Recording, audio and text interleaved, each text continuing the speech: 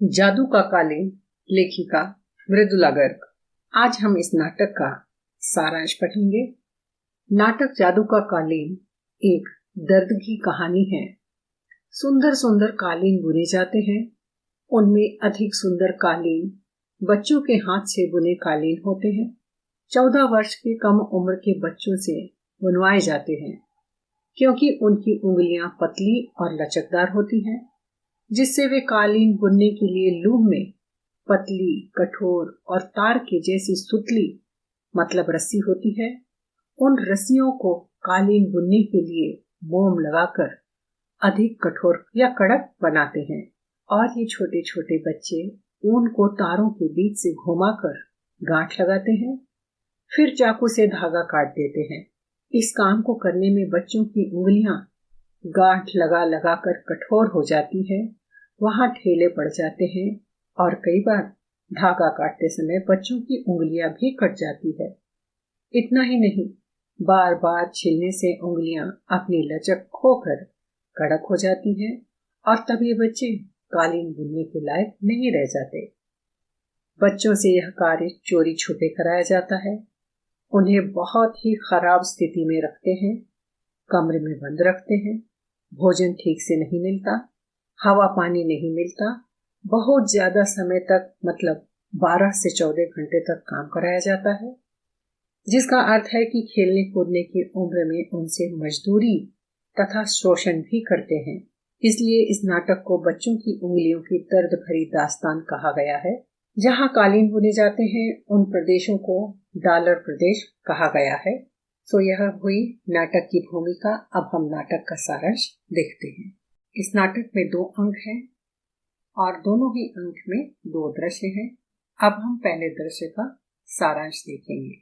इस नाटक में राजनीतिक प्रशासनिक भ्रष्टाचार के पूरे तंत्र को खोलने वाला बच्चों की चीख सा दर्दनाक नाटक जादू का कालीन ऐसा पेंच है जहां हम सब मिलकर हमारे निर्ममता को बेनकाब करते हैं। यह नाटक सन 1993 में 1993 में प्रकाशित हुआ, और 1993 के पहले की राजनीतिक, सामाजिक और प्रशासनिक व्यवस्था का चिट्ठा इस नाटक में खोला गया है। प्रथम अंक के पहले दृश्य में दादी, संतो, माई, रमई, केशव का बाप, दलाल 1 और दलाल 2, केशव और केशव की माँ, इतने पात्र हैं। नाटक की शुरुआत इस प्रकार होती है। संतो की दादी चक्की चला रही है। संतो पास ही बैठी है और दादी चंपादीप की राजकुमारी की कहानी उसे सुना रही है कि राजकुमारी हंसती है तो फूल झरते, रोवे तो आंसू नहीं मोती झरते थे। भोली भाली संतो दादी से पूछती है, हाय, उसके पास तो कितने सारे मोती जमा होंगे। जब भी रोवे राजकुमारी मोती बटोर कर रख ले। यह सुनकर दादी संतो को प्यार की झिड़की देती है, तू तो पागल है, उसके पास पहले ही बहुत मोती हैं, उसे रोने की क्या जरूरत है। उसके पास तो इतने मोती हैं जितने कि हमारे पास चावल हैं। दादी की बात सुनकर संतो बोली, दादी, हमारे पास तो एक भी चावल नहीं है। माँ कहती है सूखा पड़ा है, इस बार धान नहीं हुआ, चावल की फसल ही नहीं हुई। दादी कहती है, हाँ हाँ, इस बार तो गजब का सूखा पड़ा है। आषाढ़, सावन, भादो सभी वर्षा की ऋतुएं बीत गई, लेकिन एक बूंद न बरसा। पिछला चावल तो सब खत्म हो गया, अब तो आंख का पानी भी सूख गया। भोली भाली संतो कहती है, आंसू सभी राजकुमारी की तरह आंसू मोती हो गया है, अब के बारिश में मोती ही बरसेगा।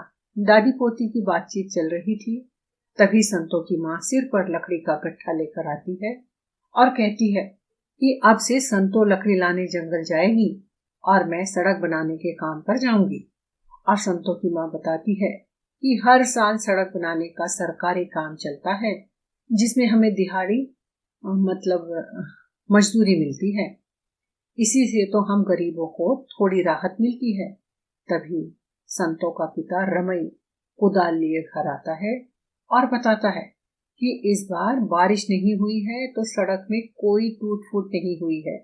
इस कारण सड़क बनाने का काम नहीं होगा, ना ही मजदूरी मिलेगी। संतों की माँ परेशान होती है कि अब हमारा क्या होगा। न फसल, न खेतों की कटाई, न सड़क की बनवाई। रमई कहता है भूखे मरेंगे। संतों की माँ कहती है कि संतों, जंगल जाएगी, हमारे गांव ना सही कहीं तो सड़क बनेगी। नेता लोग कहते हैं हमारा देश प्रगति कर रहा है। संतों अपने माता पिता की अकेली संतान है, दादी की लाडली है। वो कहती है मैं जंगल नहीं जाऊंगी। अब हम जादू के कालीन नाटक के अंक 1 के दृश्य 2 का सारांश देखते हैं। दृश्य 2 में गांव से बच्चे कालीन कारखाने के शेड में मजदूरी करने पहुंच गए हैं। 3 महीने बाद का दृश्य प्रस्तुत किया गया है। कालीन बुनने के लिए 6 बच्चे अलग अलग गांवों से लाए गए हैं, जिनमें 3 लड़के 3 लड़कियां हैं। बच्चे कालीन बनाने का काम करते रहते हैं और 2 सुपरवाइजर हाथ में छड़ी लिए उनके सिर पर घूम घूम कर तैनात रहते हैं। बच्चे अपनी नाजुक पतली उंगलियों से कालीन बनाने का काम कर रहे हैं। कारखाने में तैनात सुपरवाइजर कालीन कारखाने के नौकर हैं। वे दोनों आपस में बातें करते हैं कि वे भी इस काम से दुखी हो गए हैं। न छुट्टी न बोनस मिलता है। पता नहीं कौन से अर्जेंट ऑर्डर आ गया है जिसके लिए रात दिन काम करना पड़ रहा है। दोनों सुपरवाइजर बच्चों को डांटकर चाय पीने जाते हैं। जाते जाते बच्चों को जल्दी जल्दी हाथ चलाने का आदेश देते हैं तो घबराहट में संतों की उंगली कट जाती है और वो दर्द से चीख पड़ती है। सुपरवाइजर को उंगली कटने की चिंता नहीं है। वह डांट कर कहता है अलग रख, अगर खून लग गया तो कालीन बेकार हो जाएगा। कमों से कहता है धागा जलाकर उसके घाव पर लगा दे और फिर संतों को काम शुरू करने को कहता है। इसके बाद दोनों सुपरवाइजर चाय पीने जाते हैं। दोनों को अपने परिवार और अपने बच्चों की चिंता है, लेकिन इन मजदूर बच्चों से बेरुखी का व्यवहार करते हैं। इन्हें अपने मालिक के प्रति भी कोई आदर नहीं है। वह कहता है दूसरी नौकरी मिलते ही इसे छोड़कर चला जाऊंगा। तभी मालिक वहां पहुंचता है और बताता है दिल्ली से डेलीगेशन जांच के लिए आ रहे हैं। किसी ने रिपोर्ट कर दी है कि बाल मजदूरी कराते हैं और बच्चों का अपहरण करके रखा है। इंस्पेक्शन के लिए एक समाज सेविका और एक पत्रकार आ रही है। सुपरवाइजर कहता है कि वापस भेज दो सालों को। हम कौन लाए हैं इन्हें? इनके माँ बाप भूख से मर रहे थे, जबरदस्ती दे गए हमारे पास इनके माता पिता। लेखिका ने देश के माता पिता बच्चों के बुरे हालात को उजागर करते हुए यह कहलवाया है कि फिर ले आएंगे बच्चों को। हमारे देश में क्या कमी है बच्चों की? मालिक कहता है इन्हीं बच्चों के कारण हमारे देश का कालीन सस्ते दामों में विदेशों में बिकते हैं। अगर गांवों से सस्ते मजदूर मिलने बंद हो जाएं, तो एक्सपोर्ट का धंधा बंद हो जाएगा। फिर न डॉलर आएंगे और न प्रगति होगी। मालिक दोनों सुपरवाइजर से कहता है कि कोई आए तो बच्चों को स्टोर के ऊपर वाले कमरे में बंद कर देना। इन बच्चों के चक्कर में एक दिन खराब हो जाएगा। आजकल तो सुबह 4 बजे से उजाला हो जाता है। काम जल्दी शुरू करवाकर किसी तरह ऑर्डर जल्दी पूरा कर देना। यहाँ पर बच्चों की चिंता किसी को भी नहीं है। सुपरवाइजर छुट्टी और कमीशन की सोचते हैं। मालिक केवल अपने कालीन के ऑर्डर की चिंता में है। अंधेरा होने तक बच्चों से काम कराते हैं और सुबह जल्दी ही उजाला होते ही काम शुरू कर देते हैं। मतलब बच्चों के रहने और काम करने की व्यवस्था बहुत खराब है। साथ ही खाने के लिए भी जैसे तैसे पेट भरने को दिया जाता है। शाम हो जाती है, काम बंद होता है। रोटी खाते खाते बच्चे आपस में बातें करते हैं। संतो, केशो, लखन, कम्मो, लक्की, बरखो सभी यही बच्चे वहां पर हैं। केशो डॉलर देश की कहानी सुनाता है और काल्पनिक कालीन पर बच्चे बैठकर अपने अपने गांवों की सैर करते हैं। इसे ही जादू का कालीन कहा गया है कि 1 2 3 1 2 3 उठम उठो, 3 2 1 भरन भरो, 1 2 3 उड़न छू। केशव बोलता है, किसी से कहना मत, कालीन बनते ही इस मंत्र को बोलकर जादू की कालीन पर बैठकर हम उड़नछू हो जाएंगे। लखन सब बच्चों में बड़ा है, उसके माँ बाप नहीं है, हिम्मती बालक है। उसे बच्चों के इस खेल में कोई मजा नहीं आता है, वह अपने आप से भी नाराज है। तभी सुपरवाइजर वहां पहुंचता है और बच्चों को छुपा देता है। कहता है, मुंह पर उंगली रखो, कोई आवाज नहीं, समझे? लेकिन लाखन मुंह पर उंगली नहीं रखता है और पूछता है क्यों। सुपरवाइजर उसके इस व्यवहार से नाराज होता है और आदेश देता है, चुप रहना, नहीं तो पुलिस पकड़ कर ले जाएगी, क्योंकि तुम लोग स्कूल नहीं जाते। लाखन कहता है, स्कूल है ही नहीं तो कहाँ जाएंगे।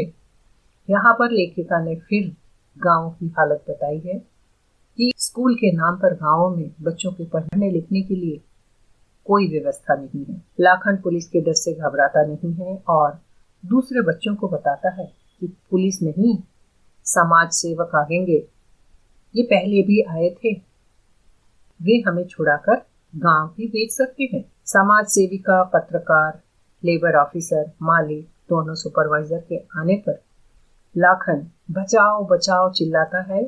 दूसरे बच्चे केशव, संतो सभी सहायता के लिए शोर करने लगते हैं और कालीन के मालिक की पोल खुल जाती है। लेबर ऑफिसर ने भी इस काम को नजरअंदाज करने की फीस खाई थी, लेकिन इस समय वह भी बदल जाता है।